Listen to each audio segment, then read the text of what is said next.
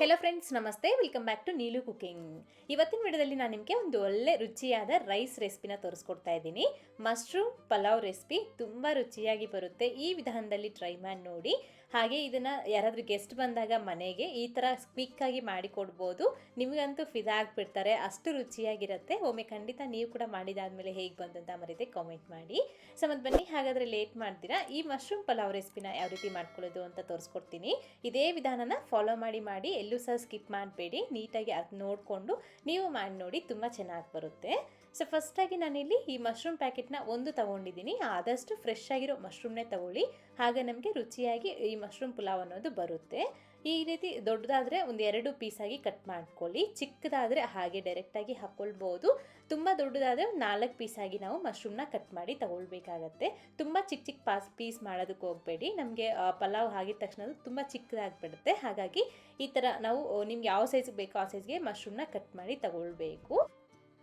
Next ಇದಕ್ಕೆ ನಾವು ಅಕ್ಕಿನ ತಗೊಳ್ಬೇಕು. ನಾನಿಲ್ಲಿ ಜೀರಾ ರೈಸ್ನ ಉಪಯೋಗಿಸ್ಕೊಳ್ತಾ ಇದ್ದೀನಿ. ಇದಾದರೆ ನಮಗೆ ಒಂದು ಒಳ್ಳೆ ಫ್ಲೇವರ್ಫುಲ್ಲಾಗಿ ಟೆಕ್ಸ್ಚರ್ ಅನ್ನೋದು ನಮಗೆ ಅನ್ನೋದು ತುಂಬ ಡಿಫ್ರೆಂಟ್ ಆಗಿಬಿಡುತ್ತೆ, ರುಚಿಯಾಗಿರುತ್ತೆ.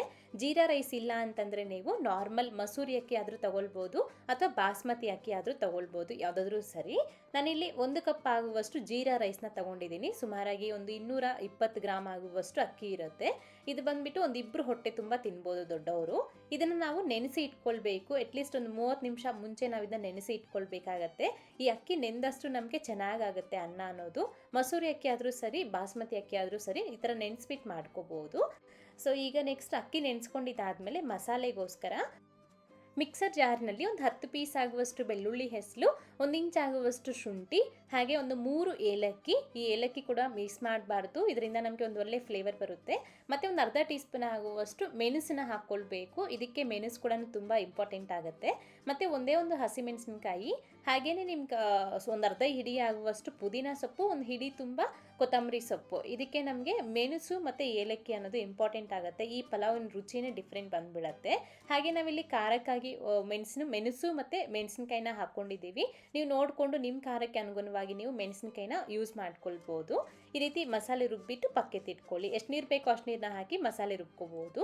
ನೆಕ್ಸ್ಟ್ ಈ ರೀತಿ ಒಂದು ಕುಕ್ಕರ್ನಲ್ಲಿ 1 ಟೀ ಸ್ಪೂನ್ ತುಂಬ ತುಪ್ಪ, ಅದೇ ರೀತಿ 1 ಟೀ ಸ್ಪೂನ್ ತುಂಬ ಎಣ್ಣೆನ ಹಾಕ್ಕೊಂಡು, ಒಂದು 1/4 ಟೀ ಸ್ಪೂನ್ ಆಗುವಷ್ಟು ಜೀರಿಗೆ, ಒಂದು 2 ಚಿಕ್ಕ ಪಲಾವ್ ಎಲೆ, ಸ್ವಲ್ಪ ಜಾಪತ್ರೆ, ಒಂದು 5 ಲವಂಗ, ಅದೇ ರೀತಿ ಒಂದು 2 ಏಲಕ್ಕಿ. ಇದಕ್ಕೆ ನಮಗೆ ಏಲಕ್ಕಿ ಫ್ಲೇವರ್ ಚೆನ್ನಾಗಿ ಬರಬೇಕು. ಹಾಗೆಯೇ ಒಂದು ಈರುಳ್ಳಿನ ಈ ರೀತಿ ಉದ್ದುದಕ್ಕೆ ಕಟ್ ಮಾಡಿ ಹಾಕ್ಕೊಂಡು ಸ್ವಲ್ಪ ಹೊತ್ತು ಫ್ರೈ ಮಾಡಿ. ಈ ಥರ ಈರುಳ್ಳಿ ಸ್ವಲ್ಪ ಫ್ರೈ ಆಗಿದ್ರೆ ಸಾಕು, ನಮಗೆ ಜಾಸ್ತಿ ಬ್ರೌನ್ ಆಗೋ ಅವಶ್ಯಕತೆ ಇರೋದಿಲ್ಲ. ಮತ್ತು ಈಗ ಇದಕ್ಕೆ ಫಸ್ಟೇ ನಾವು ಕಟ್ ಮಾಡಿ ಎತ್ತಿಟ್ಕೊಂಡಿರೋ ಈ ಮಶ್ರೂಮ್ನ ಹಾಕ್ಕೊಳ್ಬೇಕು. ಈ ಅಣಬೆನ ನಾವು ಫಸ್ಟೇ ತೊಳೆದು ಇಟ್ಕೊಳ್ಬಾರ್ದು, ಅದು ನಮಗೆ ಜಾಸ್ತಿ ನೀರು ಅನ್ನೋದು ಎಳ್ಕೊಂಡ್ಬಿಡುತ್ತೆ, ಅಷ್ಟು ಸರಿಯಾಗಿ ಆಗೋದಿಲ್ಲ. ಹಾಗಾಗಿ ಮಶ್ರೂಮ್ನ ಫಸ್ಟ್ ಕಟ್ ಮಾಡಿ ಇಟ್ಕೊಳ್ಳಿ. ನಂತರ ಮಶ್ರೂಮ್ನ ಹಾಕೋ ಟೈಮಲ್ಲಿ ಜಸ್ಟ್ ಒಂದು 2 ಸಲ ತೊಳೆದ್ಬಿಟ್ಟು ಹಾಕ್ಕೊಂಡ್ರೆ ನೀಟಾಗಿ ಕ್ಲೀನ್ ಆಗುತ್ತೆ. ಮಶ್ರೂಮ್ ಹಾಕ್ಕೊಂಡಿದ್ದ ತಕ್ಷಣ ನಾವು ಫಸ್ಟ್ ಟೈಮ್ ರುಬ್ಕೊಂಡಿರೋ ಈ ಗ್ರೀನ್ ಮಸಾಲ ಪೇಸ್ಟು, ಹಾಗೆ ರುಚಿಗೆ ತಕ್ಕಷ್ಟು ಉಪ್ಪನ್ನ ಹಾಕ್ಕೊಂಡು ಜಸ್ಟ್ ಒಂದು ಸತಿ ಮಿಕ್ಸ್ ಮಾಡ್ಕೊಳ್ಳಿ.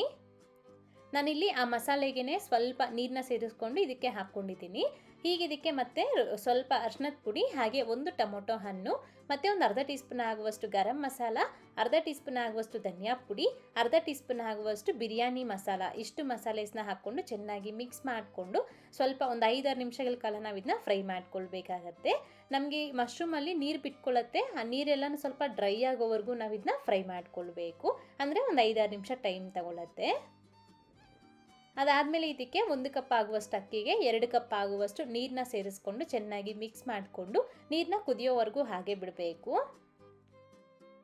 ನಾನಿಲ್ಲಿ ಬರೀ ಮಶ್ರೂಮ್ನ ಹಾಕಿ ಮಾಡ್ಕೊಳ್ತಾ ಇದ್ದೀನಿ. ಇದ್ರ ಜೊತೆಗೆ ನೀವು ಬೇಕು ಅಂತಂದರೆ ಬೇರೆ ತರಕಾರಿನೂ ಸಹ ಆ್ಯಡ್ ಮಾಡ್ಬೋದು.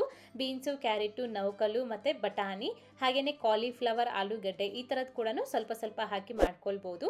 ಸ್ವಲ್ಪ ದೊಡ್ಡ ಕ್ವಾಂಟಿಟಿಯಲ್ಲಿ ಮಾಡುವಾಗ ಎಲ್ಲ ಮಿಕ್ಸ್ ಮಾಡ್ಕೊಳ್ಳಿ, ಇನ್ನೂ ಚೆನ್ನಾಗಿ ಬರುತ್ತೆ. ಸೊ ಈ ರೀತಿ ಚೆನ್ನಾಗಿ ನೀರು ಕುದಿಯೋವಾಗ ರುಚಿ ನೋಡಿಕೊಂಡು ಉಪ್ಪು ಅಥವಾ ಖಾರ ಏನಾದರೂ ಕಡಿಮೆ ಅಂತ ಅನಿಸಿದ್ರೆ ಅಡ್ಜಸ್ಟ್ ಮಾಡ್ಕೊಳ್ಳಿ. ಖಾರಕ್ಕಾಗಿ ನೀವು ಹಸಿಮೆಣಸಿನ್ಕಾಯಿನ ಹಾಕ್ಕೊಳ್ಬೇಕಾಗತ್ತೆ, ಟೇಸ್ಟಿಯಾಗಿರುತ್ತೆ. ನೀರು ಕುದಿಯೋವಾಗ ಇದಕ್ಕೇ ಫಸ್ಟ್ ನಾವು ಅಕ್ಕಿ ನೆನೆಸ್ಕೊಂಡಿದ್ವಲ್ಲ, ಆ ಅಕ್ಕಿನ ಇದಕ್ಕೆ ಹಾಕ್ಕೊಳ್ಬೇಕು. ಮತ್ತು ಒಂದು ಸ್ವಲ್ಪ ಕಸೂರಿ ಮೇಥಿ ಕೂಡ ಹಾಕ್ಕೊಂಡು ಚೆನ್ನಾಗಿ ಮಿಕ್ಸ್ ಮಾಡಿ ಹೈ ಫ್ಲೇಮ್ನಲ್ಲಿ 2 ವಿಸಿಲ್ ಹಾಕಿಸ್ಕೊಳ್ಬೇಕಾಗತ್ತೆ. ಅಥವಾ ನೀವು ಹಾಗೆ ಪ್ಲೇಟ್ನ ಮುಚ್ಚಿ ಸಿಮ್ನಲ್ಲಿ ಒಂದು 15 ನಿಮಿಷ ಬಿಟ್ಬಿಟ್ರೆ ಸಾಕು, ನಮಗೆ ತುಂಬ ರುಚಿಯಾಗಿ ಮಶ್ರೂಮ್ ಪಲಾವ್ ಅನ್ನೋದು ರೆಡಿ ಆಗಿಬಿಡುತ್ತೆ. 2 ವಿಸಿಲ್ ಆದಮೇಲೆ ಗ್ಯಾಸ್ ಆಫ್ ಮಾಡ್ಕೊಂಡ್ಬಿಟ್ಟು ಒಂದು ಸ್ವಲ್ಪ ಹೊತ್ತು ಹಾಗೆ ಬಿಟ್ಟು ಆನಂತರ ಇದನ್ನ ಓಪನ್ ಮಾಡಿಕೊಂಡು ಬಿಸಿ ಬಿಸಿಯಾಗಿ ಮೊಸರು ಬಜ್ಜಿ ಜೊತೆ ಆಗಲಿ ಅಥವಾ ಚಟ್ನಿ ಜೊತೆ ಆಗಲಿ ಸರ್ವ್ ಮಾಡ್ಕೊಳ್ಳಿ. ಸೂಪರ್ ಆಗಿರುತ್ತೆ. ನೋಡಿದ್ರಲ್ವಾ ಎಷ್ಟು ಟೇಸ್ಟಿಯಾಗಿ ನಮಗೆ ಮಶ್ರೂಮ್ ಪಲಾವ್ ಅನ್ನೋದು ರೆಡಿಯಾಗಿದೆ ಅಂತಂದ್ಬಿಟ್ಟು. ಈ ವಿಧಾನದಲ್ಲಿ ನೀವು ಸಹ ಟ್ರೈ ಮಾಡಿ, ಮಾಡಿದಾದ್ಮೇಲೆ ಹೇಗೆ ಬಂತು ಅಂತ ಮರೀತೆ ಕಾಮೆಂಟ್ ಮಾಡಿ. ಹಾಗೆ ಇವತ್ತಿನ ವಿಡಿಯೋ ಇಷ್ಟಾದರೆ ಲೈಕ್ ಮಾಡಿ, ನಿಮ್ಮ ಫ್ರೆಂಡ್ಸ್ಗೂ ಫ್ಯಾಮಿಲಿ ಮೆಂಬರ್ಸ್ಕೊಂಡು ಶೇರ್ ಮಾಡಿ. ಮತ್ತಷ್ಟು ರೆಸಿಪೀಸ್ಗಾಗಿ ನೀಲು ಕುಕಿಂಗ್ ಚಾನಲ್ಗೆ ಸಬ್ಸ್ಕ್ರೈಬ್ ಆಗಿ. Thank you. Keep watching Neelu cooking.